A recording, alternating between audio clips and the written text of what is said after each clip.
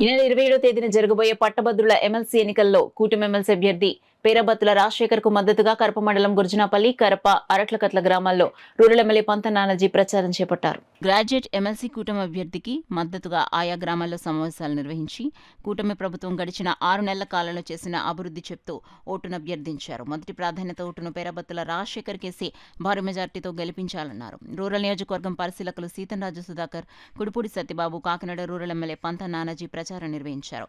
ఈ ప్రచారంలో ఎన్నికల్లో ఓటు ఏ విధంగా వేయాలి, అవగాహన కల్పించడంతో పాటు ఎమ్మెల్సీ అభ్యర్థిని గెలిపించాలని ఆయన కోరారు. రాష్ట్రంలో ఈ ఎన్నికలు చాలా కీలకమైనవని, సూపర్ 6 పథకాలకు పూర్తిగా నిజమైన లబ్ధిదారులకు చేరే విధంగా కృషి చేస్తారని, ప్రతి గ్రామంలోనూ పట్టభద్రులు ఎంతమంది ఉన్నారో తెలుసుకుని వారిచే ఓటు వేయించాల్సిన బాధ్యత మనపై ఉందని తెలియజేశారు.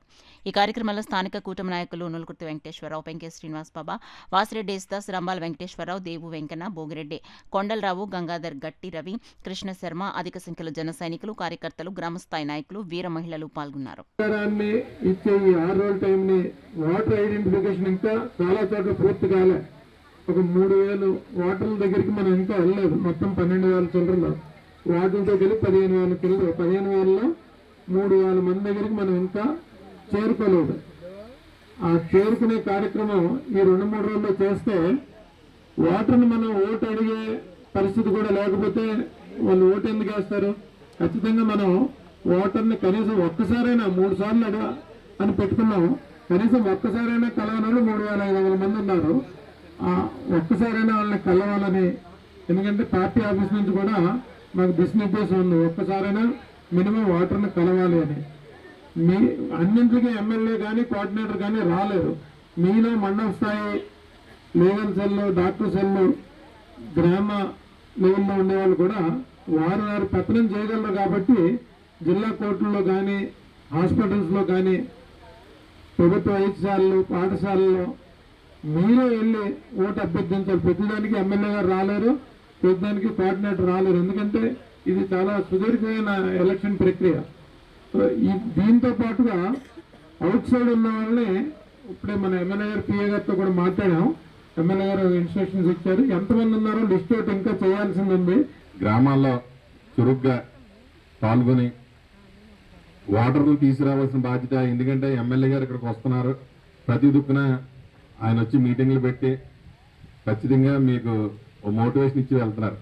ఆయన వెళ్ళిన తర్వాత కూడా మీరు గ్రామాల్లో తిరిగి ఎక్కడైతే వాటర్ ఉన్నారో వాళ్ళని దగ్గరికి వెళ్ళి, ఇలా ఎమ్మెల్యే గారు వచ్చారమ్మా, మార్నింగ్ ఈవినింగ్ వచ్చారు, మీరు లేరు ఆ టైంకి, ఇలా చెప్పారు, రేపు కంపల్సరీ మీరు ఓటు వేయవలసిన బాధ్యత, పేరబత్తుల రాజశేఖర్ గారికి ఓటు వేయవలసిన బాధ్యత మనందరి మీద ఉంది.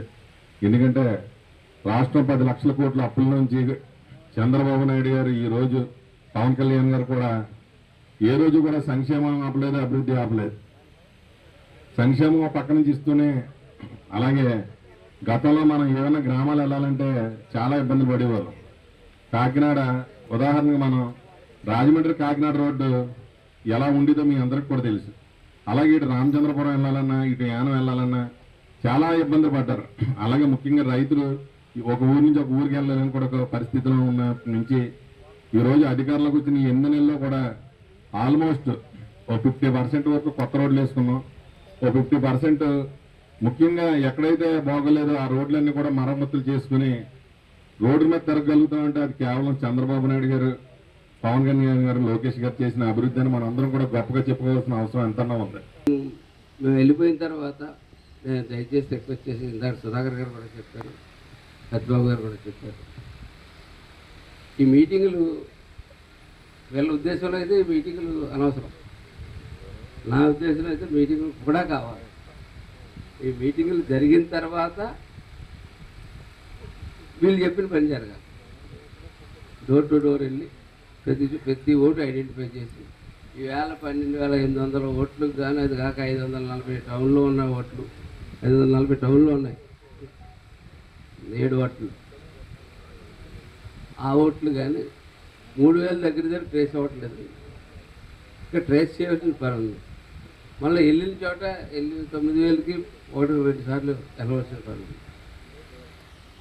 మనం ఓటు అడగడానికి మనకు హక్కు ఉందని నేను ఫీల్ అవుతా ఉన్నాను.